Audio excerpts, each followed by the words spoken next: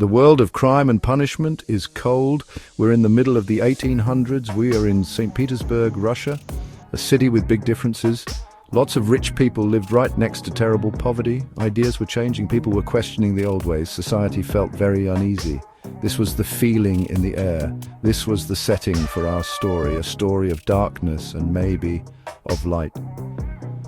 Fyodor Dostoevsky wrote this novel. He was a master storyteller. He knew the human heart, its darkest corners, its surprising strengths. Dostoevsky himself faced hard times. He knew jail. He knew doubt. These experiences really shaped his writing. He poured everything he understood about suffering into his characters. He made them real. He made them unforgettable. His work is still very important today. It speaks to us across time. St. Petersburg in the novel is more than just a background.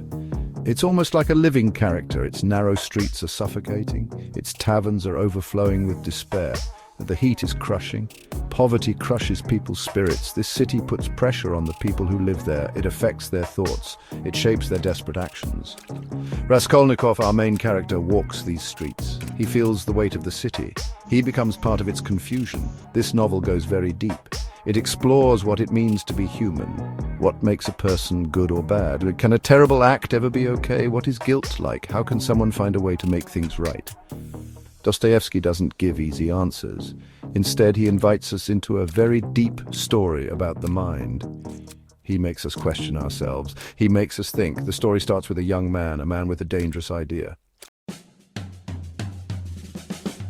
Let's meet Rodion Romanovich Raskolnikov. He's a former student, smart, proud, but very, very poor. He lives in a tiny room like a box. He's all alone, he barely eats, he gets more desperate every day. He sees the suffering all around him. He feels how unfair the world is. A dangerous idea starts to grow in his troubled mind. An idea that could change everything or destroy him. Raskolnikov comes up with a theory. He believes that people are divided. Ordinary people and extraordinary people. Ordinary people have to follow the law. Extraordinary people have the right to break the rules. They can step over any obstacle, even if that obstacle is someone else's life, if it's for a greater good. He wonders if he's one of those extraordinary men. He sees a target, an old moneylender. He thinks her death could be a good thing in the end. His plan takes shape. He's going to kill the old woman, Alyona Ivanovna. He's going to take her money. He believes he can use it to do good things, to save his sister from a bad marriage, to keep studying, to help other people. The tension builds. He struggles with his conscience, but the idea takes a strong hold on him. He grabs an axe. He goes to her apartment. The act is brutal, and it goes wrong. Lizaveta, the moneylender's innocent sister, shows up. He kills her too. The crime is done, but nothing is like he expected. There's no feeling of triumph, no feeling of being an extraordinary man. Instead, a terrible weight falls on him. He gets sick, he gets a fever, paranoia eats him up, he hides the stolen things. Every knock on the door scares him, every look from a stranger. The act hasn't freed him, it has trapped him. His mind becomes a battlefield. The real punishment begins. Raskolnikov's life becomes a nightmare. What he did haunts him. Guilt is always with him. It whispers to him. It separates him more from people. He tries to act normal. He tries to go on with his life, but the crime casts a dark shadow over everything. He can't eat, he can't sleep well. He walks around the city with no real plan. He's like a ghost among the living. His secret eats him up inside. Then Porfiry Petrovich arrives, the detective. He's smart, he's clever. He suspects Raskolnikov almost from the start. Porfiry doesn't just use simple proof. He likes to play mind games. He circles Raskolnikov like a spider. He gets him to talk. He talks about Raskolnikov's article about crime, the one that talks about special men. When they meet, it's like a battle of wits. Every word is a possible trap. Porfiry stands for smarts, the law.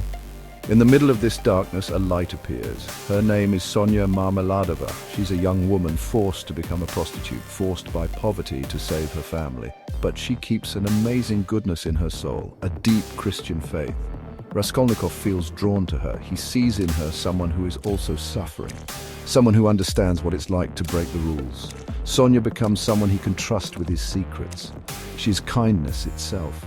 She shows that it's possible to be saved through suffering and love. She pushes him to confess. Other lives get caught in Raskolnikov's storm. His sister Dunya, strong and protective. His loyal friend Razumikin, honest and hardworking. They try to help him. They can't understand his strange behavior. His pain affects them a lot. Svidrigailov also shows up.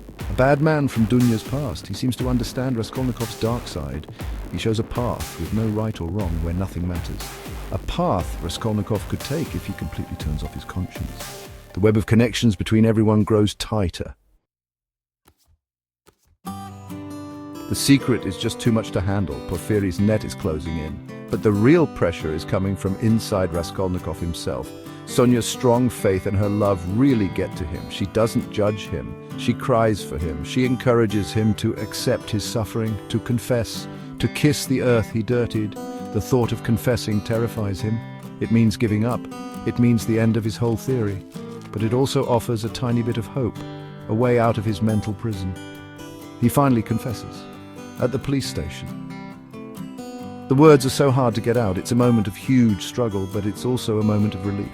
The chase is finally over. His inner battle reaches a turning point. He's sentenced to Siberia, 8 years of hard labor. That's his punishment. But Dostoevsky shows us that the punishment isn't just about being in prison. The real punishment was the torment he put himself through. Siberia is a new chapter. Sonia follows him to Siberia. Her love for him is complete. She visits him in prison. She supports him. She's a constant reminder of love and faith. At first, Raskolnikov is still proud. He's quiet and sad.